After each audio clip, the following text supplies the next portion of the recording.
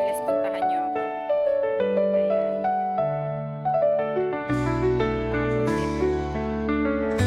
Ako talaga. 5, 4, 3, 2, 1, go!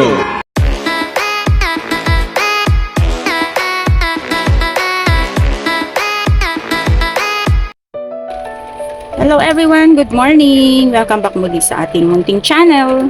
This is Weng BTE and yung video tayo ngayon guys. Gusto ko lang i-flex sa inyo itong mga budol finds. Itong mga items na to na binigay. Thank you po sa nagbigay. Maraming salamat. Yan. Binigay ni Lolo Whitey. Ayan. Thank you so much guys. Maraming salamat sa panonood muli. So yan. May nakita kasi akong shop. May nag-refer sa akin actually. Nung shop na yon na pinagbilhan nila ng mga ganito. So yan. Mura lang siya actually guys. So yan. Isa-isahin lang natin. Ito. Bala ito guys, digestive siya. Yan. Biscuits to. Nakakabili ako ng digestives na to sa may ano pa dati. Marks and Spencers. Masarap naman siya. Yung sa Marks and Spencers. Medyo mas pricey lang. Mas mahal siya kasi parang brand name yung binabayaran mo dun. So kapag napunta ako ng Marks and Spencers, bumibili talaga ako nun. Kasi kapag kakain ka nito, netong biscuit na to, malaki siya eh. Kung gaano kalaki yung diameter nito, rapad siya. Ganun din kalaki. So mga 2 piraso nito, busog ka na eh. Pangalawa ko na actually to. So yung una, naubos ko na. So pangalawa na to. Parang ang price nito nasa ano lang, 145. Pero ang laki naman na niya. Oh. Ilang beses mo na tong, hindi mo to mauubos ng isang upuan lang, isang kainan lang kasi madami siya eh. So yan, mahaba siya oh. Yan. The next one ito, nagustuhan ko lang kasi. Nagustuhan yung canister. Pero actually, ang laman niya ay ito, mga cookies din. So kung ano yung makikita mo dito, yan. Ito rin yung laman niya sa loob. Actually, bukas na to at paubos na. So, yan. Ang laman sa loob ay yan. Oh, masarap siya. Hindi masyado matamis. So, bago maubos, kailangan ko na siyang i-video kasi mauubos na. Ayan. So, 2 piraso yan. 2 siya. Ayan. 2. Ang price nito guys, 55 pesos. 55 pesos. Ito sarado pa, nakasil pa siya. May ano pa dito, may plastic. So, ubusin mo na to. Bago buksan ulit to. Ayan. And next one ay ito. Wafer rolls. Ayan. So, ito yung laman niya sa loob. Wafer roll na yan.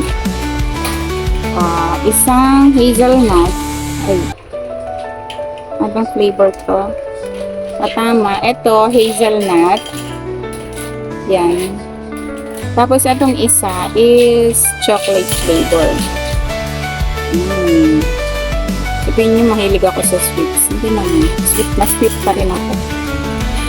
Mas sweet pa rin si Wendy kaysa sa mga sweets na ito. So yan. Tapos ito, bukas na to, binuksan ko na.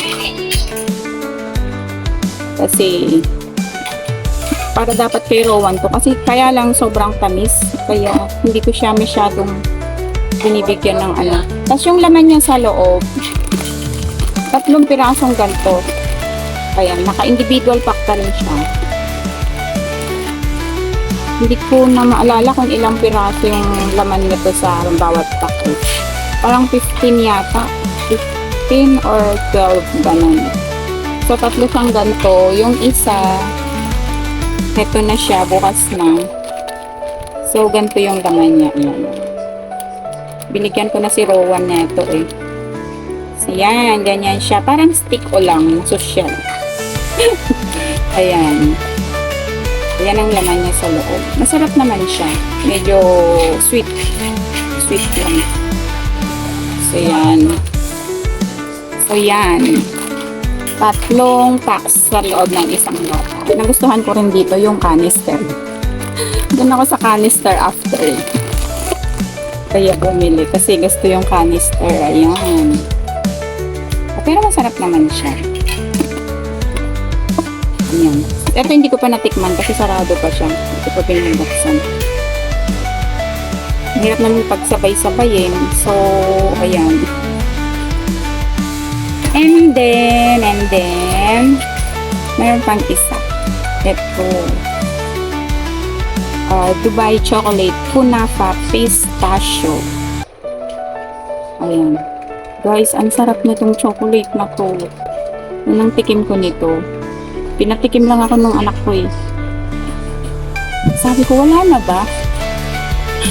Isang ganito lang pala siya yung binigay sa kanila noon. So, naghanap ako. Wala. Pinatikim lang talaga niya ako. Sabi ko, maghahanap ako ng ganyan. So, yan. Nakita ko rin to doon. Medyo mahal nga lang. So, syempre, mahal ako nung nagbigay. Joke ko.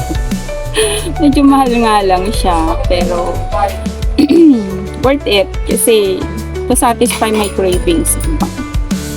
Ayan. Huwag nyo nang itanong kung magkano. Parang mas mahal pa siya kaysa sa Cadbury. Pero, grabe. Masarap siya. Hindi siya matamis.